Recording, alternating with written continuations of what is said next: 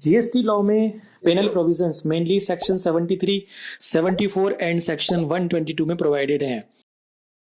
आज हम इस वीडियो में सेक्शन 73 और 74 में लगाई जाने वाली पेनल्टी से संबंधित प्रोविजंस को डिटेल में समझेंगे और साथ ही ये भी देखेंगे कि इन दोनों सेक्शंस में शो कॉज नोटिस इशू करने और ऑर्डर इशू करने की टाइम लिमिट क्या है। सबसे पहले तो ये समझ लें कि इन दोनों ही सेक्शंस में पेनल्टी प्रोविजंस का जो सब्जेक्ट मैटर है वो सेम है। सेक्शन 73 एंड 74 दोनों ही सेक्शंस में पेनल्टी इन सिचुएशंस में लगाई जा सकती है। Number 1 tax not paid, number 2 tax short paid, number 3 erroneous refund, number 4 ITC wrongly availed और utilized।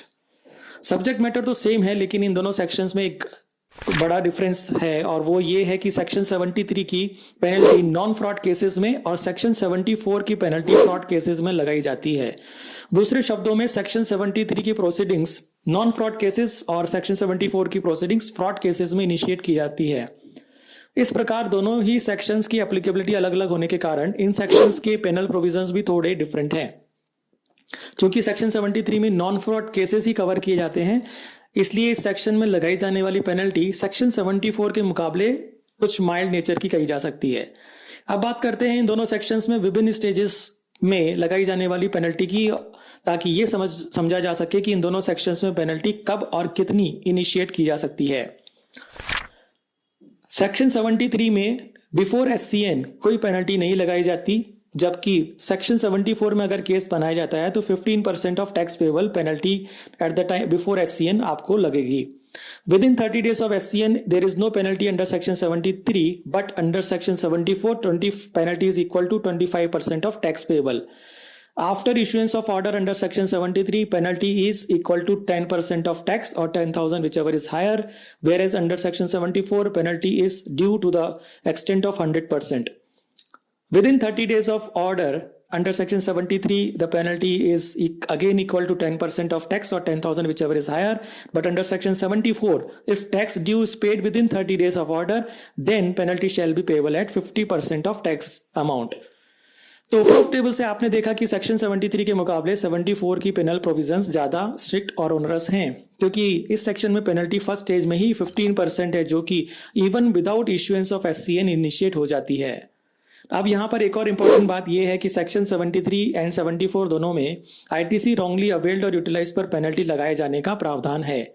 इसका मतलब ये हुआ कि अगर आपने किसी भी टैक्स पीरियड में ITC रॉन्गली अवेल या यूटिलाइज की है तो सेक्शन 73 या 74 का केस इनिशिएट होने पर आपको पेनल्टी लगाई जा सकती है। और इस बारे में ध्यान रहे कि ITC को केवल अवेल करने पर भी पेनल प्रोविजंस इनिशिएट किए जा सकते हैं, चाहे इस प्रकार की ITC को यूटिलाइज किया गया हो या नहीं।